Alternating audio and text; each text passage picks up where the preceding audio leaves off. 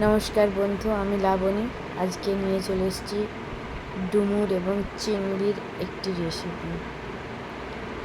ডুমুরগুলোকে প্রথমে এইরকম করে কেটে নিতে হবে, দিয়ে হলুদ জলে ডুবিয়ে রাখতে হবে। আর এর সঙ্গে দুটো আলু দেব। আলুগুলো প্রথমে এরকম করে কেটে নিয়েছি। এরপর ডুমুরগুলোকে সেই হলুদ জল থেকে তুলে নিচ্ছি। দেখুন, এই যে ডুমুরগুলো ভালো করে ধোয়া হয়ে গেছে। এরপর চিংড়ি মাছগুলো ভেজে নিলাম। চিংড়ি তো অল্পতেই ভাজা হয়ে যায়।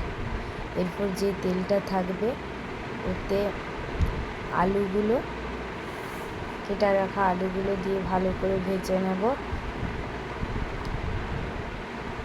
কার কীরকম লাগে জানি না, ডুমুর চিংড়ি আমার খুব ভালো লাগে।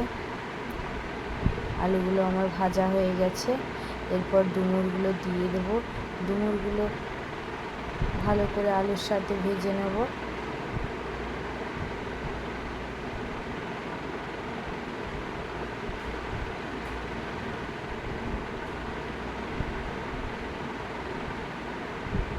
এইভাবে আলুর সাথে ভালো করে ভেজে নেব।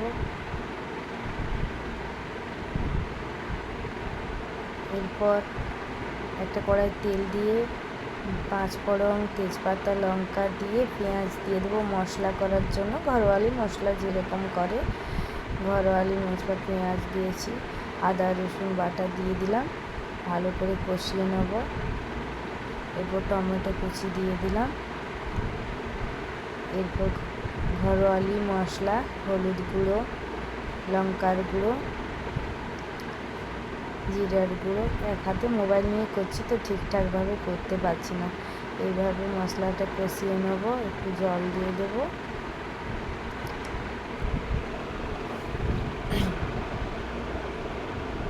এরপর মশলাটাকে ভালোভাবে কষিয়ে নিয়ে আলু, ডুমুর এবং চিংড়ি মাছগুলো দিয়ে দেব।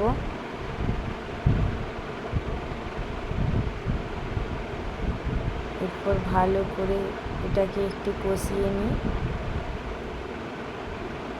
এর মাঝে অল্পখানি জল দিয়েছিলাম যাতে ভালো করে সেদ্ধ হয়ে যায়।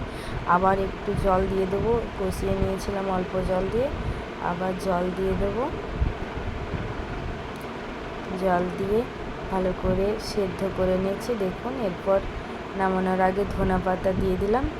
ধনেপাতা দেওয়ার পর একটু নেড়ে চেড়ে নামিয়ে নেব। হয়ে গেছে আমার ডুমুর চিংড়ি। আপনারা এইভাবে বানিয়ে দেখবেন, খুব সুন্দর লাগে। কিন্তু কমেন্ট করে জানাবেন কেমন লাগলো। নমস্কার।